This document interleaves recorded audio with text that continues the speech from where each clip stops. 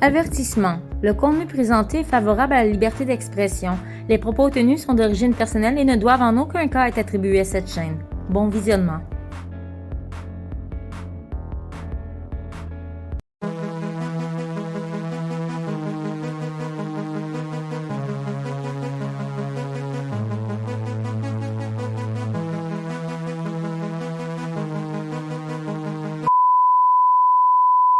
Alors maintenant, on va parler du sujet principal de la journée, surtout Chrystia Freeland. On ne peut pas parler de Trudeau parce que le pauvre, il est en convalescence. Il doit avoir 4 vaccins, mais il pogne le COVID à répétition, surtout quand ça chauffe à Ottawa.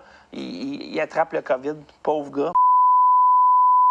Écoute, José, tu sais, j'ai beau pas aimer Trudeau, il arrive à l'occasion que je ne me réjouis pas de ce qui arrive.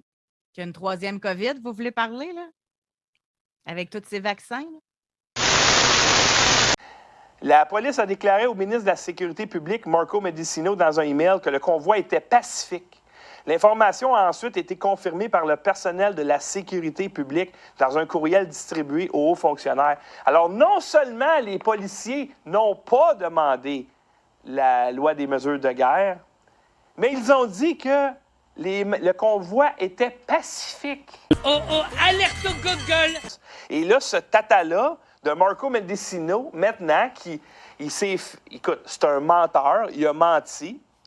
Il devrait être destitué immédiatement parce que c'est à cause de lui qu'il y a eu des mesures d'urgence. En tout cas, il fait partie de ceux qui ont pris cette décision-là. Alors, notre premier ministre du Canada aurait reçu minimalement 2 vaccins antivirus chinois. Il aurait fait 2 fois. Il aurait été testé positif 2 fois. Est-ce qu'il est... Mais là, c'est sa troisième, là. Oui, il a été testé depuis janvier 2 fois déjà, puis il est double. Là, il nous dit, heureusement que j'ai été vacciné. Est-ce qu'un médecin compétent, infectiologue, virologue, comme Carl Lewis, pourrait conseiller notre premier ministre du Canada avant qu'il ne prenne le crachoir? C'est important, je vous le dis. C'est important pour la collectivité canadienne. C'est pas, j'ai rien contre Trudeau ce matin, là. Il y a quelque chose d'important dans ce qu'il nous a communiqué. Minimalement 2 vaccins, peut-être 3. 2 fois testé positif. 2 fois testé positif depuis janvier 2022. Puis là, il teste encore positif. Bon, vous allez me dire, il n'est pas malade. Bien, j'espère. Mais comment se fait-il? J'aimerais qu'on nous dise. Comment se fait-il qu'après 2-3 vaccins, 2 fois testé positif au virus chinois, qu'on puisse tester positif une troisième? J'aimerais avoir l'information, José. Et là, maintenant, il dit, la question de la sécurité des parlementaires est urgente. Ah ouais, des parlementaires urgentes, je ne sais pas pourquoi. Et là, il dit, des chefs apostrophés par des manifestants, des événements politiques annulés, la sécurité des parlementaires est de plus en plus menacée. Il faut donc y répondre de manière urgente, martèle le ministre fédéral de la Sécurité publique, Marco Mendicino. Plusieurs options sont à l'étude, y compris celle d'offrir un service de sécurité à tous les ministres et chefs de parti et de demander au corps policier de surveiller les menaces qui se multiplient sur les réseaux sociaux. La colline du Parlement pourrait en outre compter plus d'agents de sécurité dès cet été, fait savoir le ministre Mendicino en entrevue au Devoir. La situation s'est détériorée depuis quelques années. La pandémie l'a exacerbée.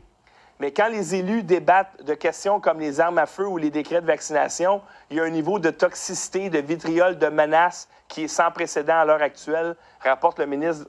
La situation est grave. Ben oui, maudit cave! La liberté d'expression, c'est ça qui fait que ta démocratie est civile. C'est ça qui fait que ton pays est en paix. C'est ça qui fait que les gens discutent entre eux, trouvent des solutions dans la paix. pacifiquement à cause de la liberté d'expression. Vous avez détruit la liberté d'expression. Vous avez empêché des docteurs de parler. Vous avez empêché les parlementaires de parler. Vous frappez continuellement sur des médias indépendants. Vous payez les médias pour qu'ils se ferment la gueule. Vous acceptez des pots de vin des Big Pharma. Et vous mettez des masques d'en face de nos enfants. Vous confinez les gens sans raison. Vous mettez des masques d'en face du monde sans raison. Des couvre-feux sans raison. Toutes les mesures qui ne marchent pas. Les suicides explosent. L'inflation explose. La détresse explose. Puis là, c'est fermez vos gueules. Puis le premier ministre du Canada s'en va se vanter partout sur la planète. Celui qui a dit que les non-vaccinés sont des antivax, sont des racistes, sont misogynes. Puis vous allez vous faire vacciner. Vous êtes bien mieux de vous faire vacciner. Parce que sinon, tu ne peux pas prendre l'avion, tu ne peux pas prendre le transport en commun, tu ne peux pas travailler, tu vas crever, mon sale, si tu ne veux pas te faire vacciner. Puis si tu dis n'importe quoi, on va te bannir de Facebook, on va te bannir de YouTube. Puis des médias indépendants, on va lui fermer la gueule. Ben c'est ça. Quand tu empêches les gens de s'exprimer, les gens, ils vont parler avec leur bouche, ou ils vont parler avec leur poing, ou ils vont parler avec leur fourche, ou ils vont parler avec leur gun, mais ils vont parler. C'est pour ça que tu ne peux pas empêcher les gens de s'exprimer. Tu peux pas faire ça, maudit cave à Mendicino, imbécile, pareil comme Chrystia Freeland, pareil comme Legault, pareil comme tous ces imbéciles, pis ces journalistes imbéciles qui défendent ces politiciens-là, qui détruisent les droits des citoyens. Quand tu enlèves les droits, et surtout la liberté d'expression, les gens vont s'exprimer, que tu le veuilles ou non. Ils vont s'exprimer.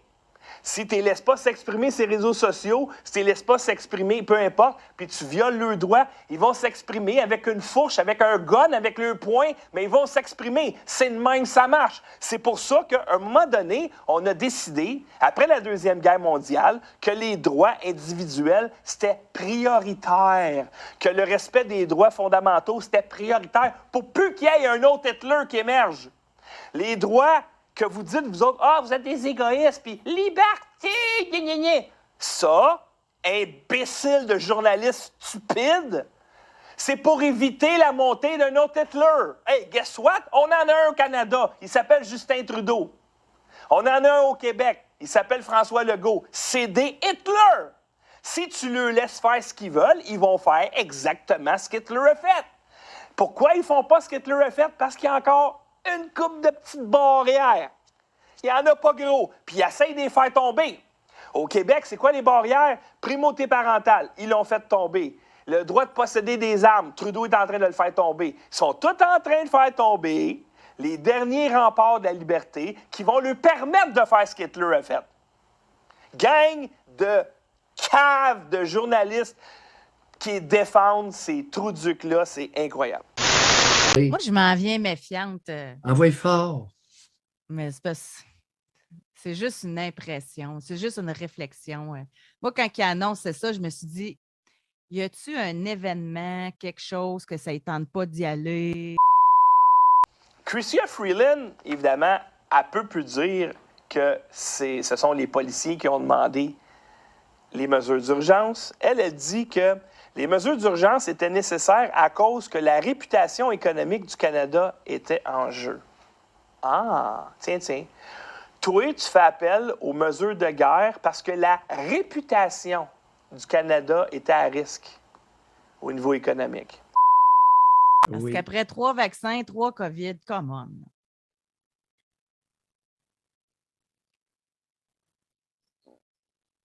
Ils s'isolent. C'est ça. De qui? Alors, ce qui nous manque, ce sont des connaissances scientifiques reconnues. Quand même bien que tu ferais des commissions, ça ne change rien. Ils ne répondent pas aux questions. Et la commission va être terminée, c'est fini. Ils ont utilisé les mesures d'urgence, puis ils vont le refaire encore. Le moindrement qu'eux se sentent menacés politiquement, ils vont utiliser les mesures d'urgence. Alors, quand tu dis à un peuple, « je comprends pas comment ça se fait que les politiciens sont en danger comme ça, les menaces augmentent. » Parce que tu as 1 million de personnes en avant du Parlement d'Ottawa, puis tu les écoutes pas. 1 million de personnes, t'as gelé le compte de banque. T'es as sortis à coups de bâton. T'as piétiné une madame, une autochtone en chaise roulante avec des chevaux. T'as piétiné le monde avec des chevaux. Puis tu te demandes comment ça se fait que on comprend pas pourquoi le monde nous crie des injures quand je m'en vais en public. Maudit imbécile.